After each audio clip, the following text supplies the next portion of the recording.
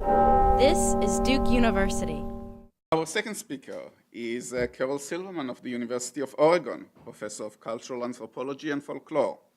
She has researched Roma for over 25 years in the Balkans, Western Europe, and the US. She is also a professional performer and teacher of Balkan music and serves on the board of directors of the NGO Voice of Roma. Her book, Romani Routes, Cultural Politics and Balkan Music in Diaspora, 2012, was winner of a prize from the Society of Ethnomusicology. And the title of her talk today is Ethnicity Unbound, Conundrums of Culture in Romani Scholarship and Identity Politics. Professor Silverman? Thank you so much, and thank you, Angela. My presentation engages current debates about culture and diversity in the representation of Roma. Several recent publications have addressed how the label Roma may on the one hand essentialize a diverse group of people, but on the other serve as an umbrella term for political mobilization. The difference or essentialism conundrum unmasks the tension between the danger of reifying Romani culture and the necessity of defining it for non-Roma. Essentializing entails emphasizing homogeneity, that is, assuming a bounded, unified group that is fundamentally different from the majority. I examine how variously positioned actors have used culture to justify difference. A group of traits are often listed to define Roma, for example, language, nomadism, kinship, early marriage, taboos, and music. Essential trait lists can be very dangerous because they're often prescriptive and individuals or groups are measured against them in terms of authenticity or legitimacy, such as you're not really Romani because you don't speak the language. On the other hand, a certain amount of essentializing is necessary for pride, politics, advocacy, publicity, and policy. In short, for identity politics, funding, and music marketing, sometimes Roma need to be perceived as a bounded, distinct group. Both advocates, researchers, and Roma themselves essentialize for various reasons. Activists must be strategic, ethnographers are trained to document difference, world music marketers capitalize on exoticism, and Roma themselves may emphasize difference because it's a discourse of pride, alliance, or because they've internally adopted how outsiders define them.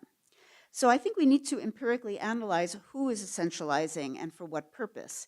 Post-colonial critic Gayatri Spivak termed this tension strategic essentialism, although she later criticized how the term was misused to support a reductionist type of essentialism.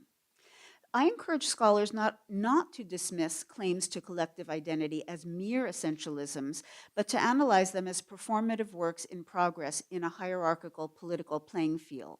And finally, I interrogate one alternative to essentialism, the concept of hybridity, claiming that this is also problematic in that it tends to dissolve not only politics, but also to promote corporate-type neoliberalism and legitimize the appropriation of Romani culture by non-Roma. So I underline that Romani identity formation has in some ways remarkably avoided the dictates of the classic ethnic nation state that is determined by shared territory, history, language, and culture. Roma do not share territory. Many have lost the Romani language, and whether they share culture is actually highly debated. Thus, it may seem like the only thing uniting Roma is a shared history of discrimination, which is precisely the thing that Roma are trying to eliminate.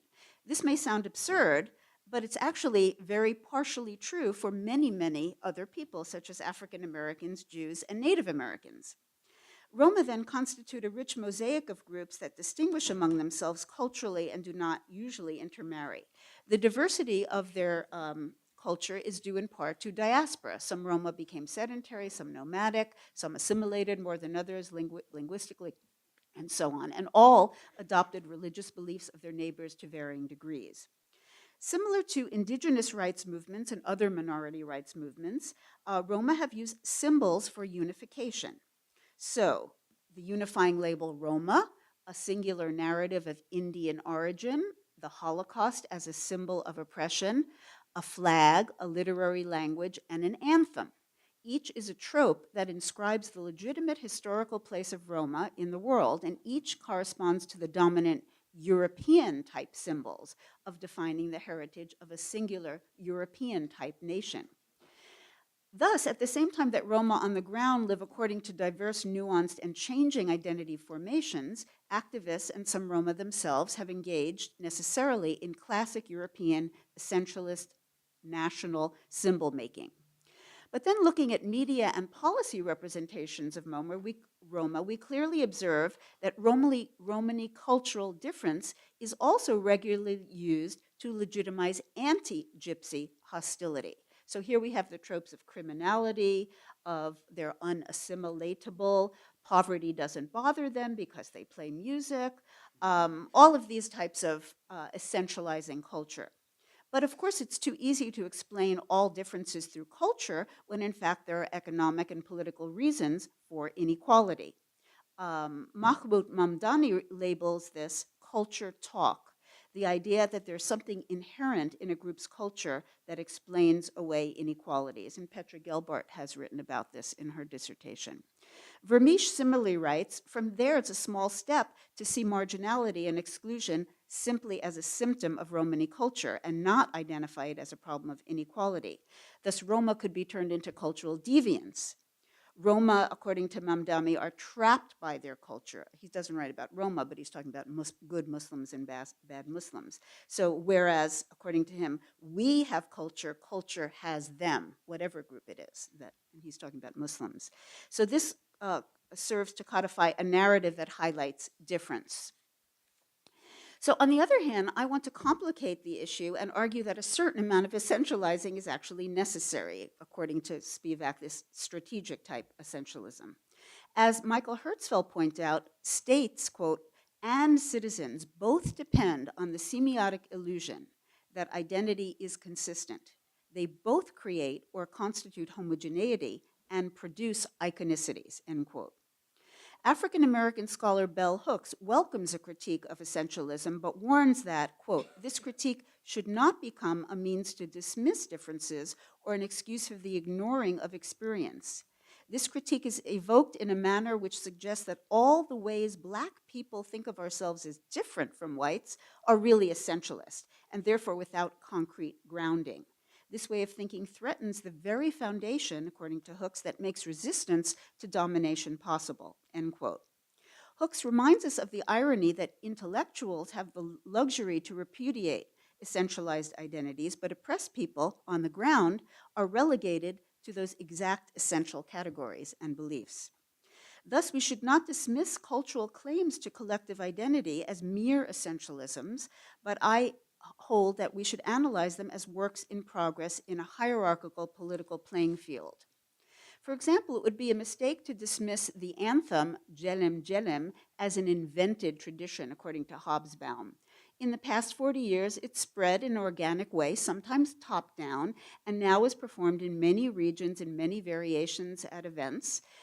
The anthem, like the flag, has become a symbol of the Romani rights movement. Yet just last week, the Moldovan National Youth Orchestra unveiled the official version of the anthem, claiming, quote, Roma have hundreds of variations of the anthem, while all other nations have a standard version of their anthem.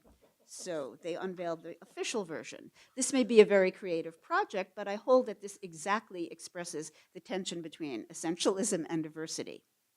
Taking her cue from British cultural studies, Annabelle Tremblett quotes Hall and Gilroy, who point out that anti-racist advocates may be just as essentialist as anti-gypsy xenophobes.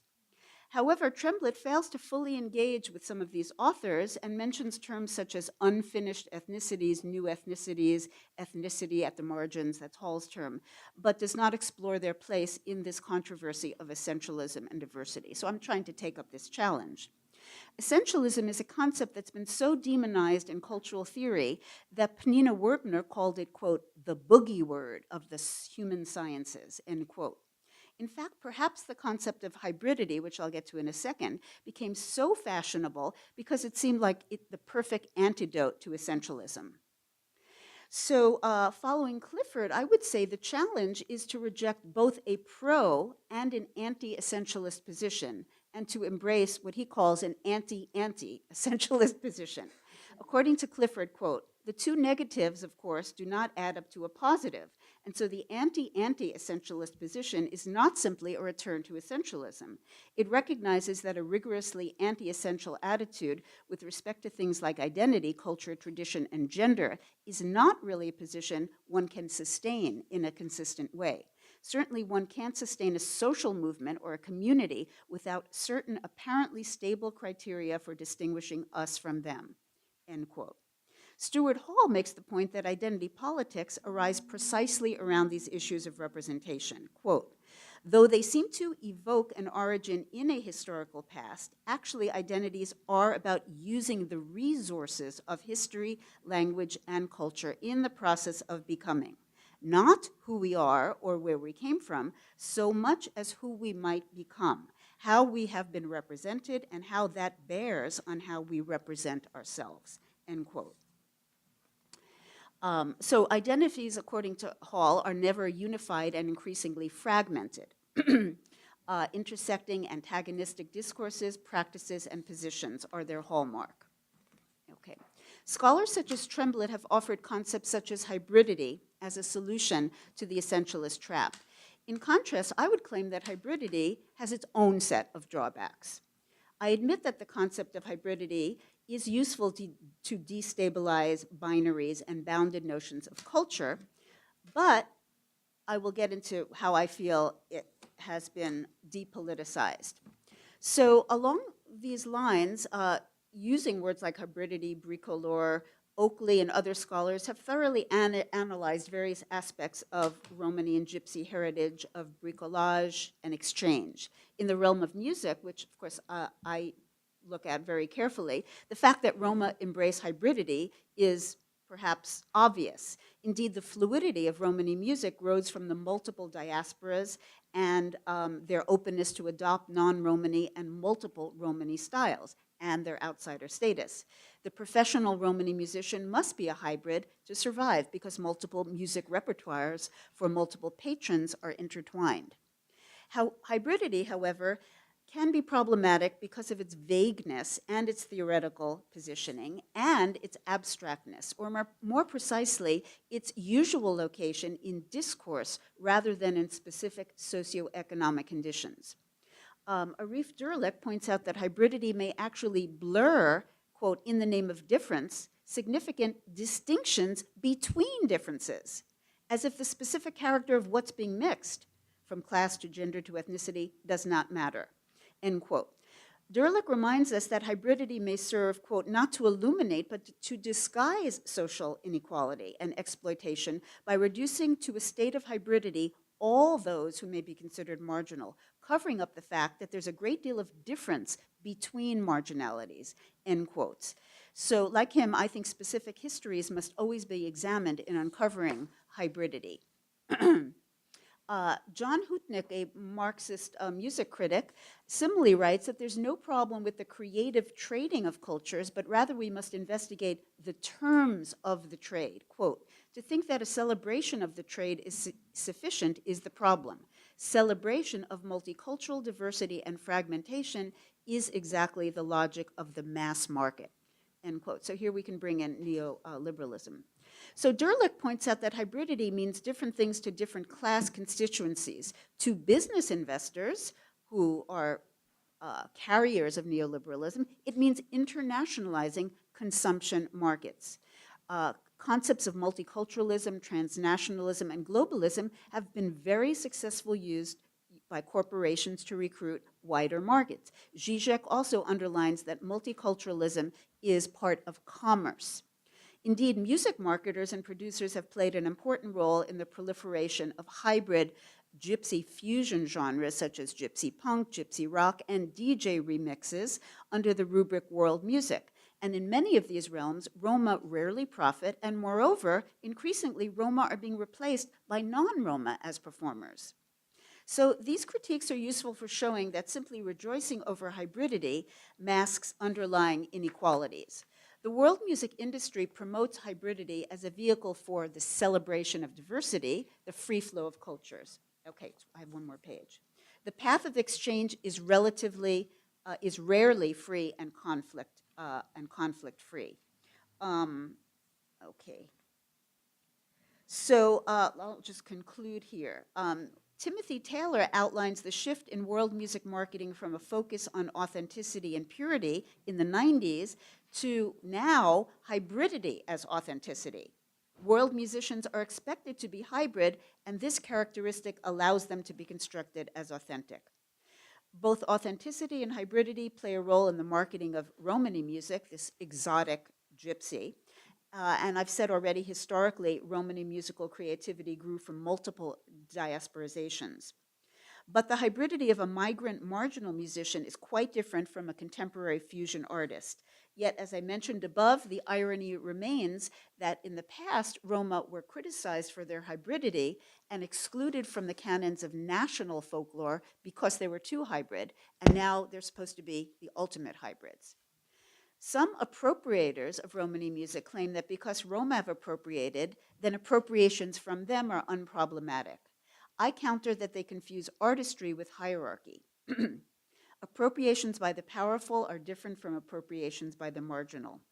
Moreover, once music is attached from ethnicity in various appropriations, it can be played by anyone and reblended with anything without losing its supposed gypsy essence. So a double erasure ensues for Roma. Not only is their music no longer stylistically distinctive, but they themselves are no longer necessary as performers. So just to conclude, I think we need to be careful in both rejecting essentialism and embracing hybridity. For Roma, both concepts may be useful or dangerous, depending on the context. Thank you.